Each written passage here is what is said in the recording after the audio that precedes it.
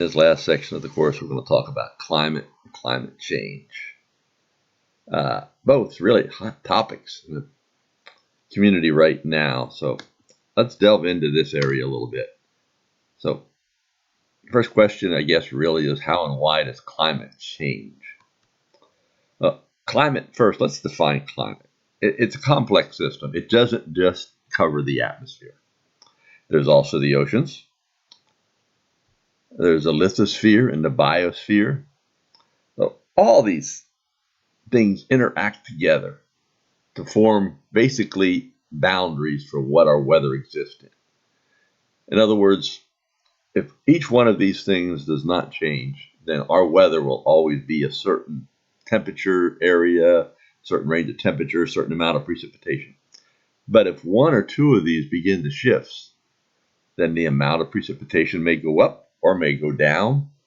The amount of temperatures might go up or down. So that's the boundary. Climate is a boundary condition. It's not what is occurring in weather. So it's a system. And it's movable boundaries, unfortunately. Now, of course, there's always going to be variability in climate, and sometimes there is a whole change in the climate system. So right now, these are the current trends that have been observed over the last 30 years or so. Nothing you haven't seen on the news. But one of the things that's kind of interesting is that almost all the heat that the atmosphere seems to be getting or whatever, or the new energy, the global warming that's going on, almost all of it's absorbed in the oceans. So that's why you're hearing about coral reefs being damaged or fish being moved to new sections that they never found them in before.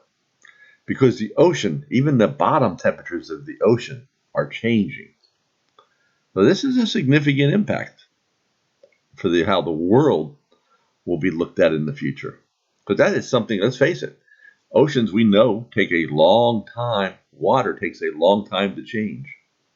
So when you start heating up water and make a change in it, these are impacts that are going to extend for many, many years into the future. One of the interesting things, plant and animal species react to changes in climate. Until 10 years ago, we never had fire ants in Virginia. We now have instances of fire ants in southern Virginia. We have also had alligators now moving into some of the swamps in the southern part of Virginia and northern North Carolina, which we have never had before. Two interesting facts. So climate is traditionally defined as weather conditions typical of a locale. They're statistics. But now we've gotten a whole lot more fancy with this. Now we're looking at a state for the climate system. There are normals. And guess what? We're going to have a whole new range of normals because they're based on a 30-year average, and they're all coming out in May. So the last 30 years have been the warmest 30 years that we have in our known history. So these new normals are going to be warmer than anything we've had in our history before. It'll be interesting to see if we break temperature records now with this, or how often we're above or below the new normals. One of the interesting things about a normal, you take a temperature, it's a Gaussian distribution, they say. What it basically means is it goes up like a parabola. And with that, there are extremes on the cold side and extremes on the hot side. A certain percentage, the records occur out in here somewhere and down in here somewhere. But these are normal average, what temperatures would look like. And your average is right in the middle. Precipitation, unfortunately, doesn't work like that. I'm going to use my area as an example. Here in Norfolk, we have an average of around 3 inches of snow a year. Not a lot. However, there are years where we get 12, even 20 inches of snow.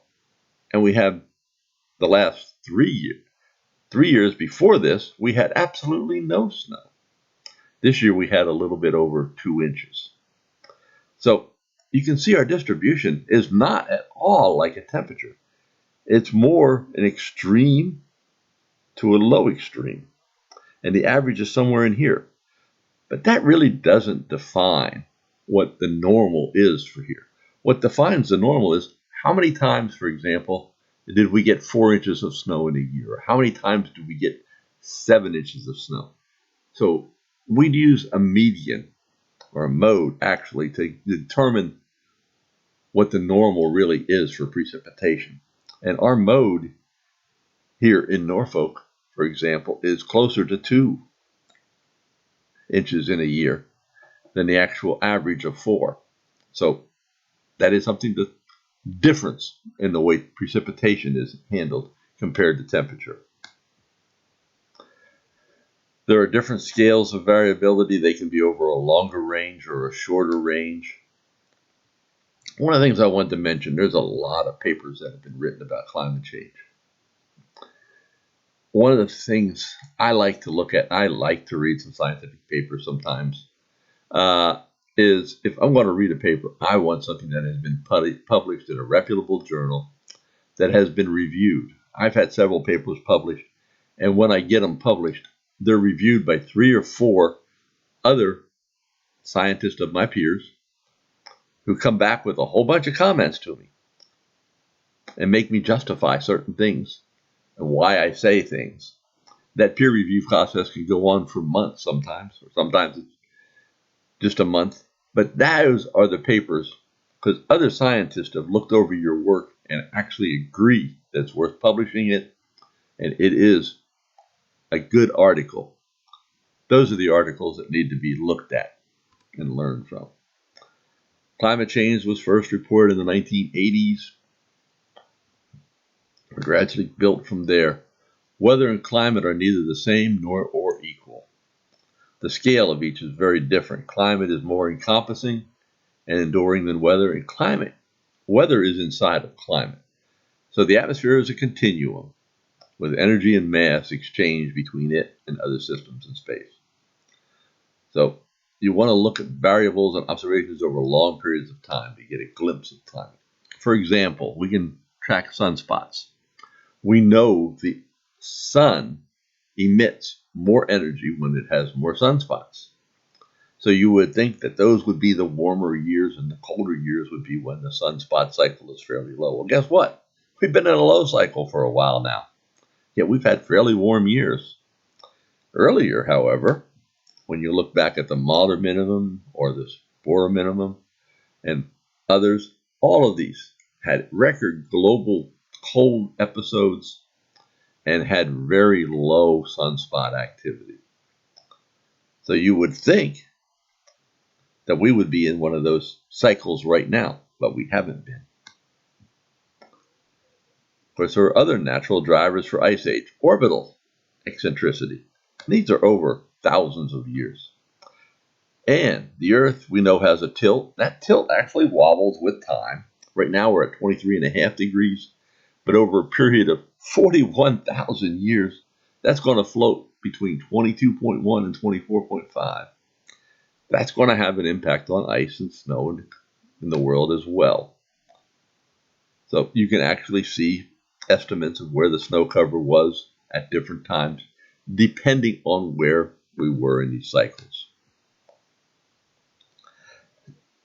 One of the things about the ocean, it has a pretty much constant rate of forming sediments, 1 to 3 millimeters per century, in the very deepest part of the ocean.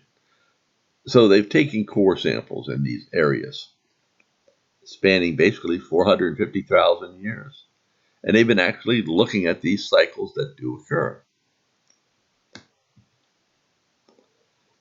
And another area, plate tectonics. In other words, say I was to build mountain ranges come up due to earthquakes, or parts of a island disappear due to sea level rise. That is going to actually impact climate as a whole. Volcanoes.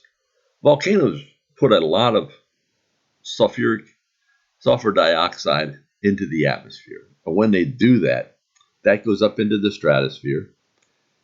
almost forms like a reflective shield over the Earth. And with that, it actually impacts the temperatures for a couple of years, actually.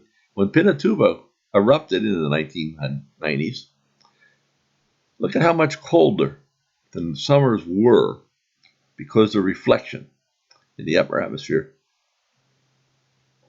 And it is all because of Pinatubo that this occurred. There are feedback mechanisms, nudging. For example, if more and more ice forms, we know that that increases the albedo. So therefore, you're getting the ability, you're cooling the temperatures, you're getting the ability for more ice to form. But say you get rid of ice and you have less ice out there, what happens is the oceans get hotter and warmer because they do absorb heat and they do transmit that back into the atmosphere. They don't have a high albedo. So what happens is you melt more ice because, let's face it, the oceans are hitting the ice as well, warm water. So that's a positive feedback. Once you start getting less ice, you're going to get more and more less ice. So freshly fallen snow tends to stay around. One of the things you look at in wintertime around the United States is the larger the snowpack, the better chance you're going to stay cold for a while across the United States.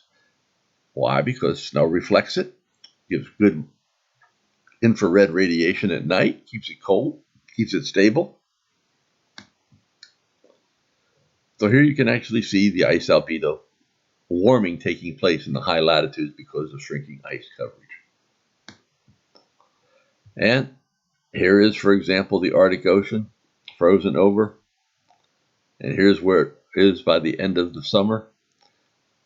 Really getting a lot less than it normally would be. You can actually find passages around now through it.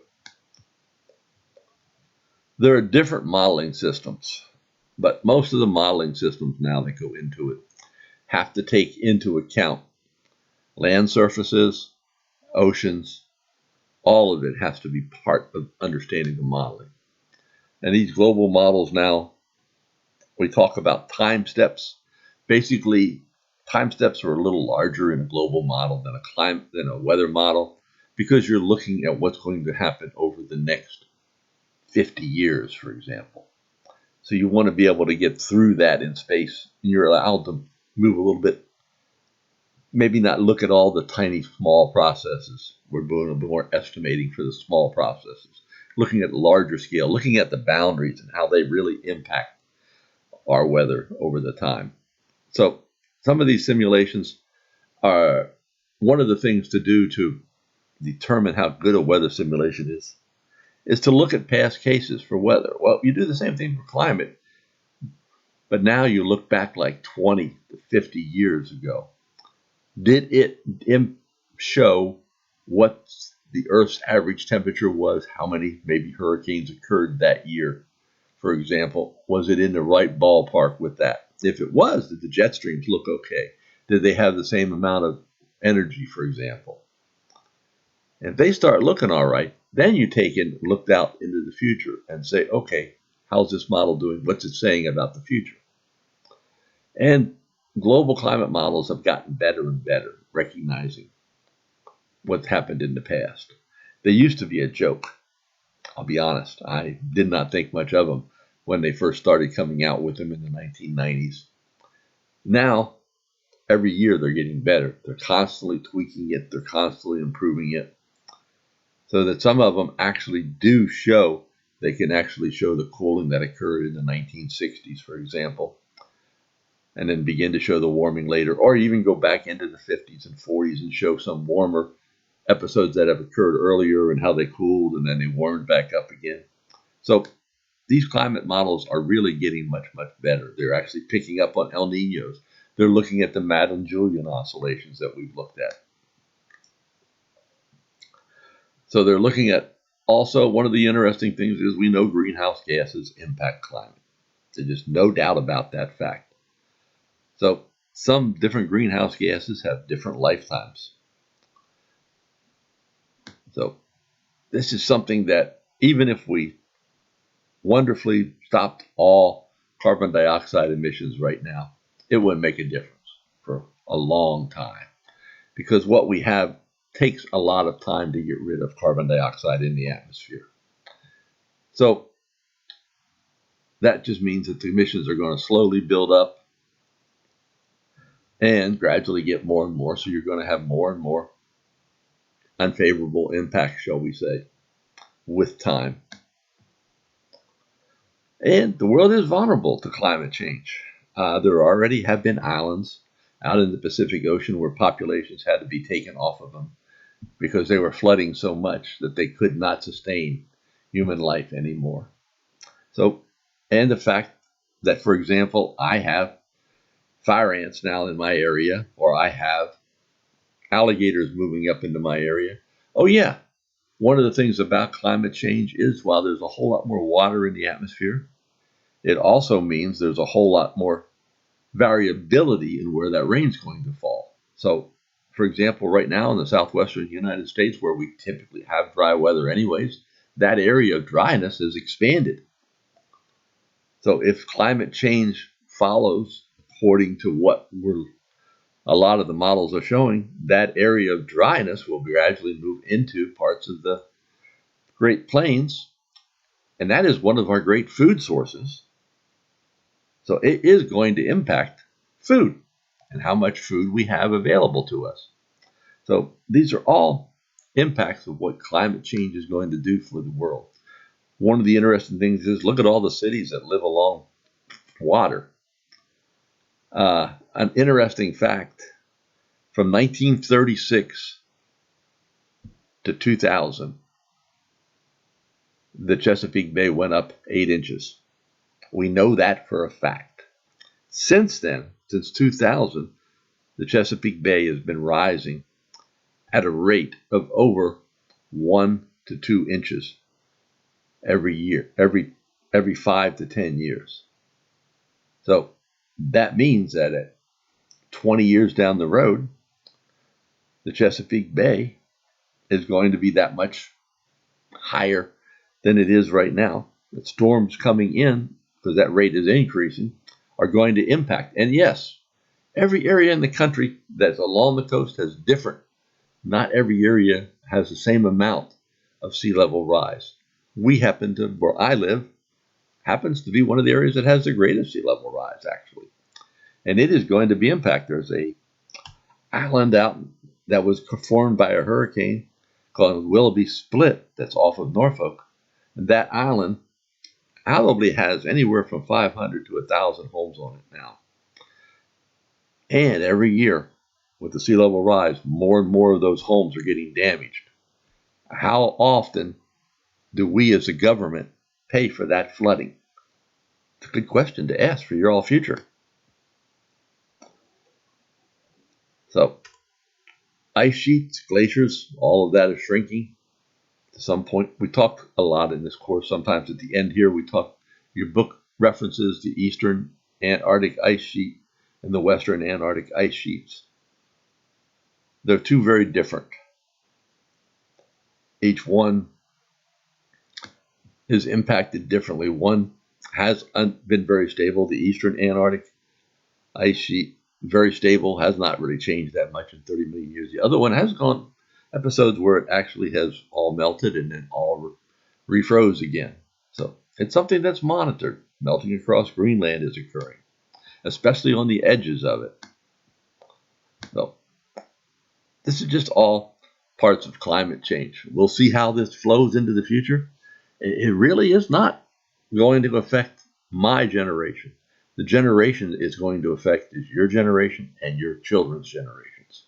So it's just, we will see with time how that impacts us.